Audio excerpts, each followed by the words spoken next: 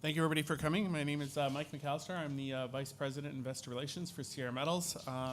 Sierra Metals is a polymetallic producer in that we produce 5 different metals. Seek safe harbor. So Sierra Metals has 3 mines in 2 countries. We have the Yanacocha mine, which is located in Peru. It's a polymetallic producer in that it produces all 5 metals of zinc, copper, silver, lead, and gold. We also have the Bolivar mine located in Mexico, which is primarily a copper mine. And then we have the Cusi mine located in Mexico, which is primarily silver. We do have a solid financial position right now. We have just under $24 million in the bank.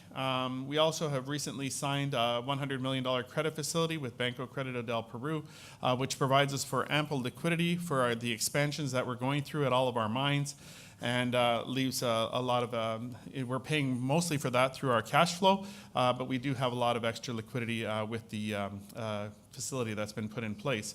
3-month cash flow before movements in working capital is $11.8 million. Last year, that was for 2018 was about $90 million. Debt position right now of about $68 million. Again, that's all through our, everything's been consolidated into the credit facility, which has a very attractive rate of about LIBOR plus 3.5. And we also have a 2-year grace period for no principal repayments, and then interest is only being paid right now, giving us a net debt position of about $45 million right now. So we do have free cash flow growth that's coming, but the biggest thing that I want to leave you with on this story is the strong growth that's coming not only from brownfield exploration and continued growth in our mine lives and expansions of our resources through our aggressive drill bit programs. We're going to be releasing updated 43-101 reports this year. Also, we are expanding production at all 3 of our mines.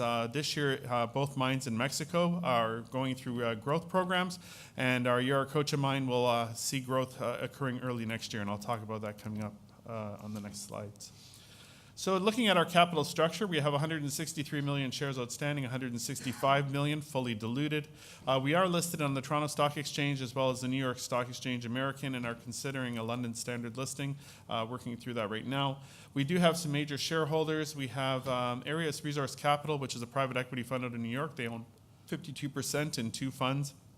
BlackRock here in London, Evie Hambro owns 10%, and Ingalls & Snyder, a fund out of New York, owns 5%. Stock performance has been coming off in the last year, and we do have a bit of an overhang on our stock.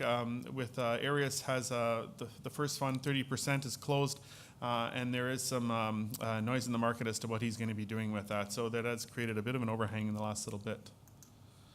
So looking at our expansion, as I mentioned, there's 2 ways that we're expanding the company. The first is through our brownfield exploration.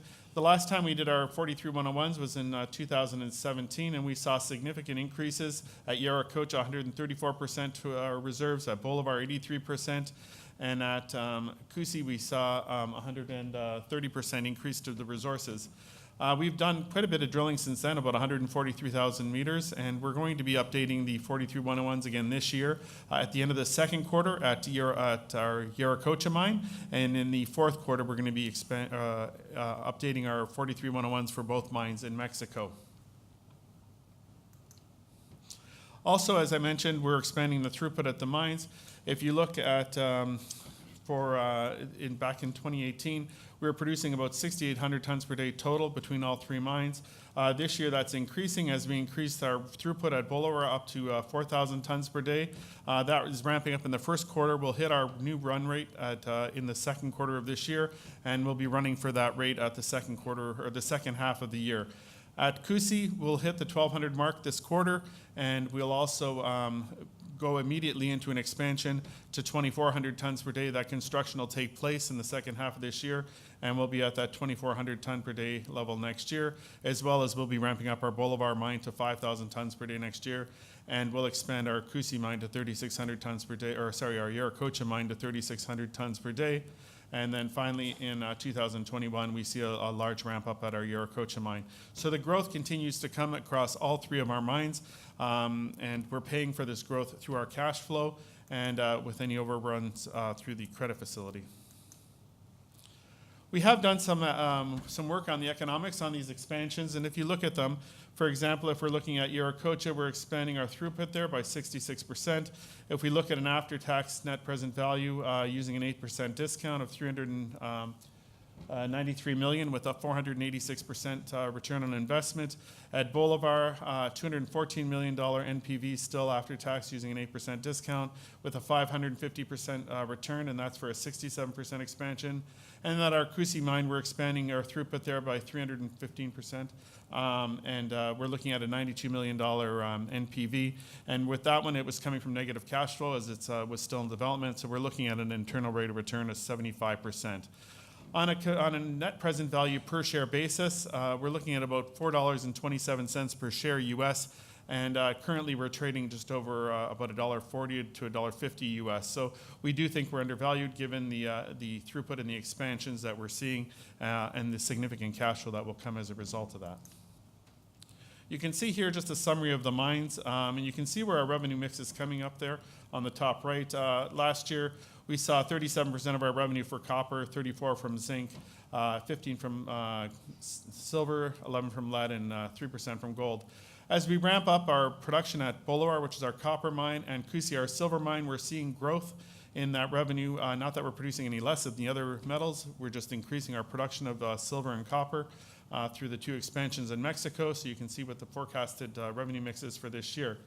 Yaracocha, we own 82% of. It's in production. It's an underground mine, currently at 3,150, growing to 3,600 in the first quarter of next year, producing all 5 metals with a cash flow before moving some working capital last year of $13.5 million, or sorry, in the first quarter of $13.5 million, and that is our most valuable asset.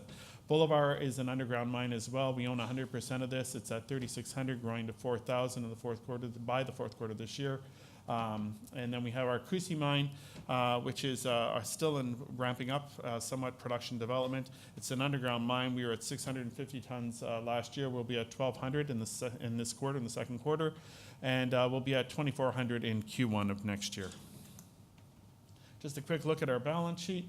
You can see last year we had $232 million of revenue. We had net income of $18 million, cash from operating activities of $61 million.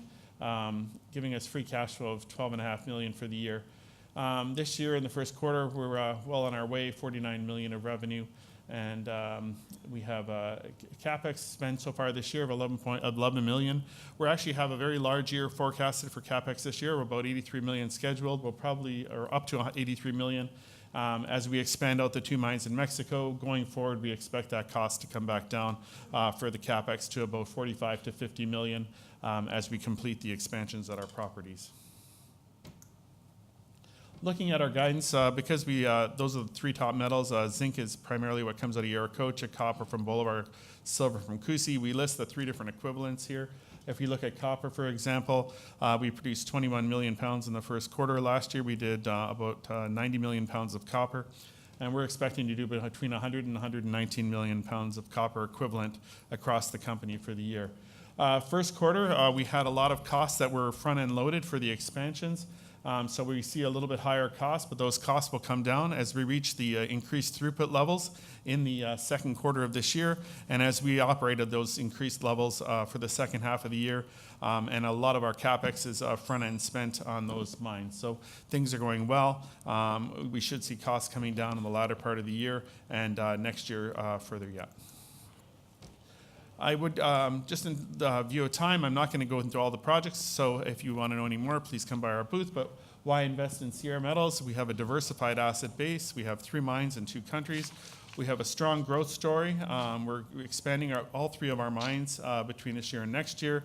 Good operational track record. We're in solid jurisdictions. Both Mexico and Peru have long-established mine operations and mining codes and are easy to operate in. We have a good, solid financial position. We're able to pay for our growth, and we also have a solid management team in place.